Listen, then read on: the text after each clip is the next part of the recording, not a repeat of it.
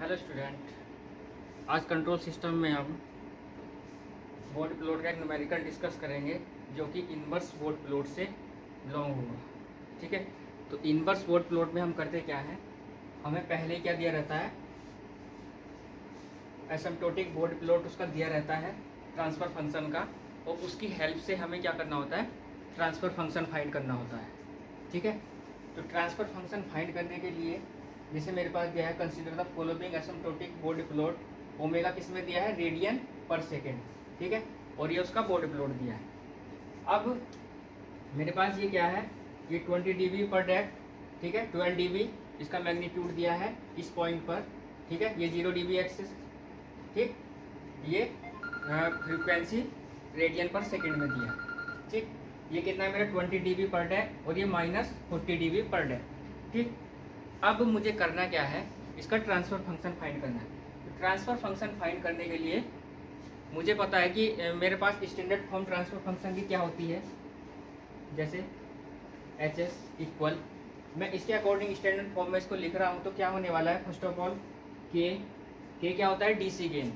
ठीक, अब इसके लिए मैं देख रहा हूँ यहाँ से ये 20 dB पर डिकेड अपवर्ड जा रहा है पॉजिटिव साइन के साथ। ठीक है, तो जब इनिशियल स्लोप मेरे बॉडी प्लॉट का इनिशियल स्लोप 20 dB के साथ रहता है, तो उस कंडीशन में क्या रहता है, मेरा ओरिजिन पर एक जीरो अकर हो रहा होगा।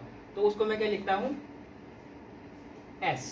ठीक, न्यूमिनेटर टर्म में। ठीक, अब देखता हूँ मैं यहाँ से, ये 20 dB अपवर्ड जाने के बाद ये फ्लैट रीजन में आ गया, तो ये कितना, इसका स्लोप कितना है यहाँ, 0 dB पर डिकेड। ठीक, तो 0 dB पर डिकेड होने के लिए मेरे पास क्या हुआ होगा, इसमें एक पोल ऐड हुआ होगा। जब भी एक पोल ऐड होता है तो -20 dB से मेरा जो स्लोप होता है वो डिकेड हो जाता है। ठीक है, तो क्या हुआ, ये पॉजिटिव 20 dB से अपवर्ड जा रहा था, लेकिन यहाँ क्या हो गया, फ्लैट हो गया, कांस्टेंट हो गया। तो इसका मतलब क्या है कि यहाँ 20 dB -20 dB हुआ होगा। जब -20 dB हुआ होगा तो एक पोल इसमें ऐड हुआ होगा। तो उस पोल को मैं कैसे लिखूंगा, ये 1 + S अपॉन ω1। ω1 क्यों लिख रहा हूं मैं इसको, ω1 क्या है, ये फ्रीक्वेंसी, इस फ्रीक्वेंसी को मैं क्या कहता हूं, कॉर्नर फ्रीक्वेंसी। ठीक, इस फ्रीक्वेंसी को मैं क्या कहूंगा, कॉर्नर फ्रीक्वेंसी। CF1 इसको मैं कह रहा हूँ, CF2 इसको मैं कह रहा हूँ, कॉर्नर फ्रीक्वेंसी 1, कॉर्नर फ्रीक्वेंसी 2। ठीक, अब उसके बाद ये कांस्टेंट जा रहा था स्लोप। अब ये फिर नेक्स्ट इस कॉर्नर फ्रीक्वेंसी के आने के बाद जब ω2 की वैल्यू आई, ठीक है, तो क्या हुआ, -40 dB पर डिकेड से डाउनवर्ड जाने लगा। तो उस कंडीशन में क्या हो रहा होगा, अब ये -40 dB हो रहा है, तो कितने 2 पोल और ऐड हुआ होगा, तभी तो वो -40 dB हो सकता है। ठीक है, तो जब 2 पोल ऐड हो रहा होगा एक ही पॉइंट पर, तो उसको मैं इस फॉर्म में लिखूंगा, S अपॉन ω2 स्क्वायर। ठीक, क्योंकि 2 पोल ऐड हो रहा है।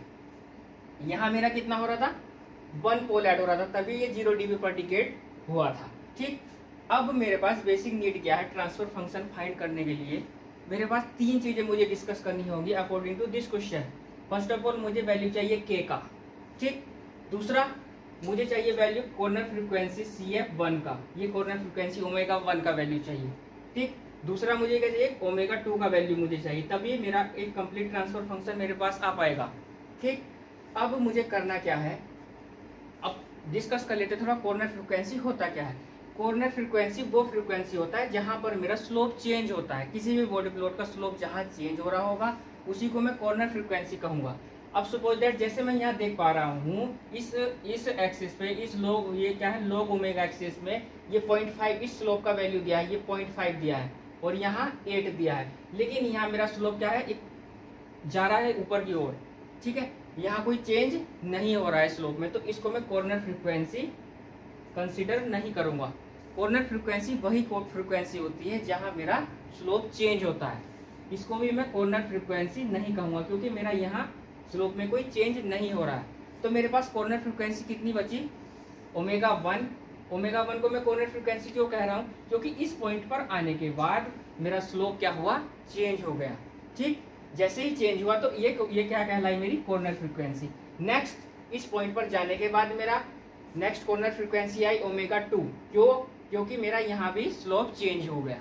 ठीक, अब मेरे पास क्या है, मुझे 3 चीजें डिस्कस करनी है, के का वैल्यू, ओमेगा 1, ओमेगा 2, ठीक है, with the help of this board plot. ठीक, अब मैं डिस्कस कर रहा हूँ के का वैल्यू। तो के का वैल्यू फाइंड करने के लिए हम पता है कि by equal straight line equation की हेल्प से मैं वैल्यू फाइंड कर पाऊंगा के का। बाई इक्वल क्या होता है, mx प्लस सी।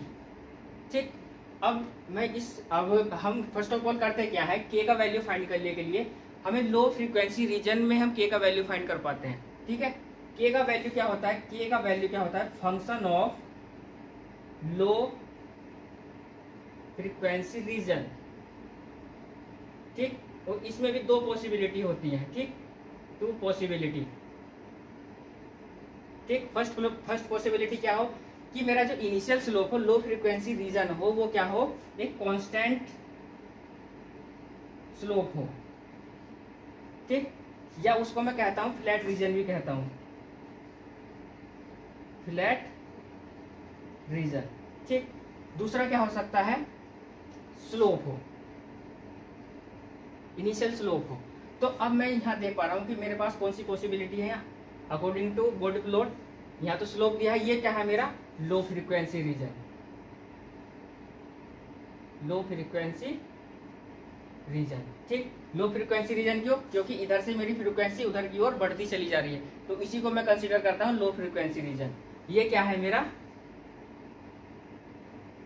High frequency reason.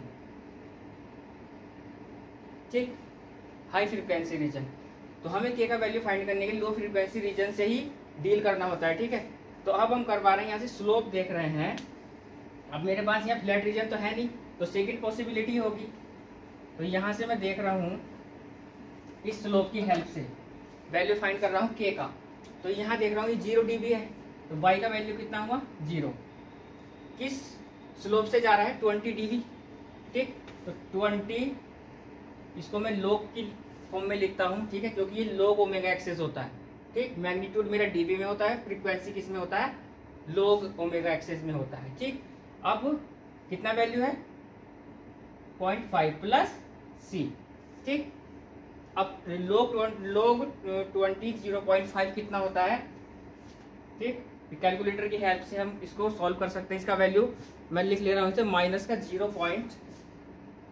0 माइनस का 6 0.2। ठीक, प्लस सी। ठीक, तो सी इक्वल क्या आ गया मेरे पास 6.02। ठीक, अब सी इक्वल क्या होता है 20 log k। ठीक, मैं वैल्यू रखूंगा यहाँ, तो 6.02 इक्वल 20 log k। ठीक, यहाँ से जब मैं k का वैल्यू फाइंड करूंगा तो k का वैल्यू क्या आने वाला है, ये 10 की पावर में चला जाता है। ठीक, तो कितना हो जाएगा 6.02 डिवाइडेड बाई 20। ठीक, तो इसको जब हम कैलकुलेट करेंगे तो कितना वैल्यू आ जाएगा k का 2। ठीक, with the help of KLC। ठीक, तो k का वैल्यू मेरे पास कितना आया 2 आया। ठीक, यहां से इसको रफ कर रहा हूं, k का वैल्यू मैं इधर लिख ले रहा हूं। k कितना आया मेरे पास 2।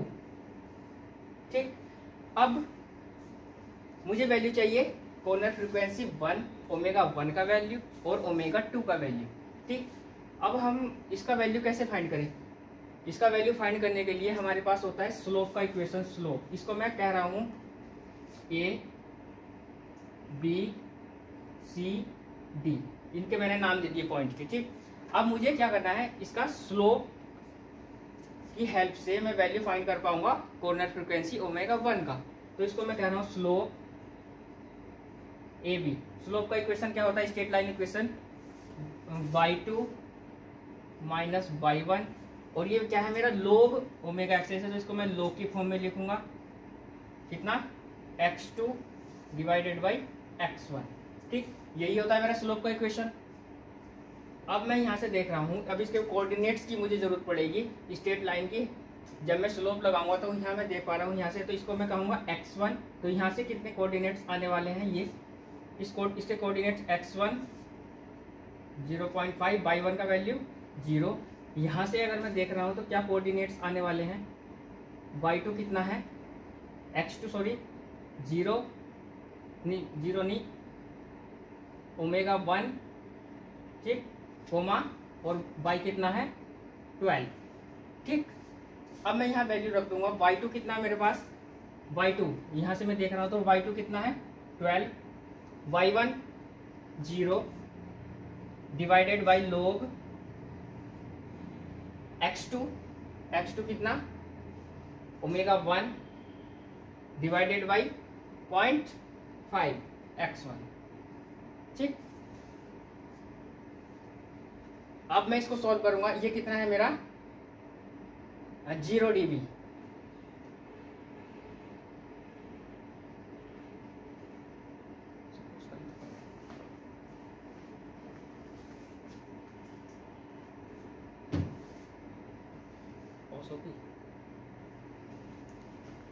यार कहाँ से होती थी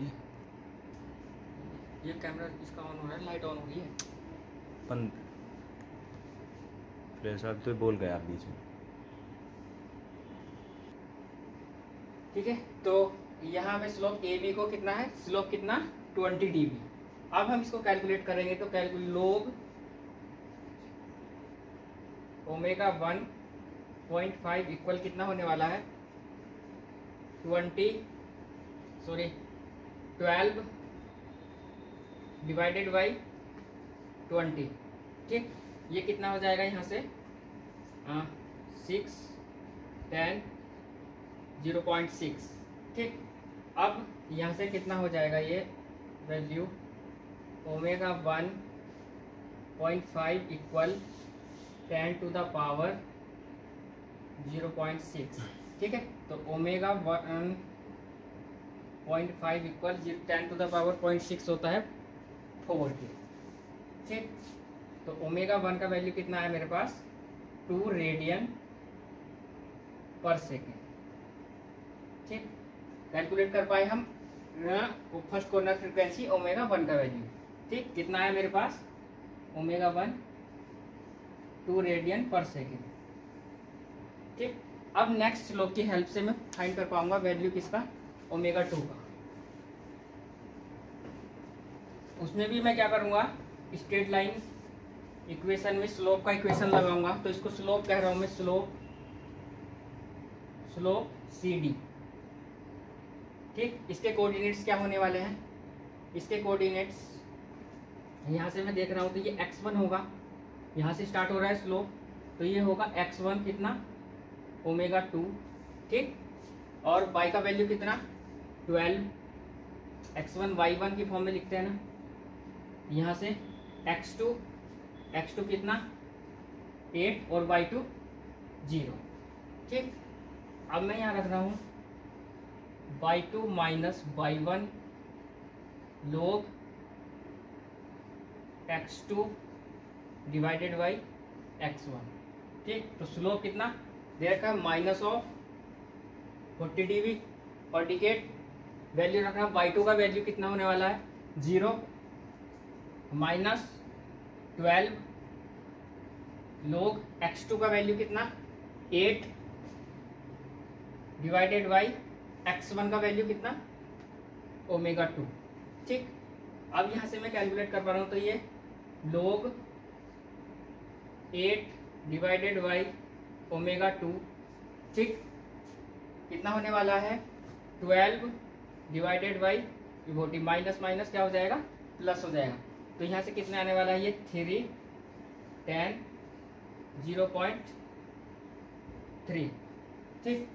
तो 8 डिवाइडेड बाई ω2 कितना हो जाएगा 10 to the power 0.3, ठीक।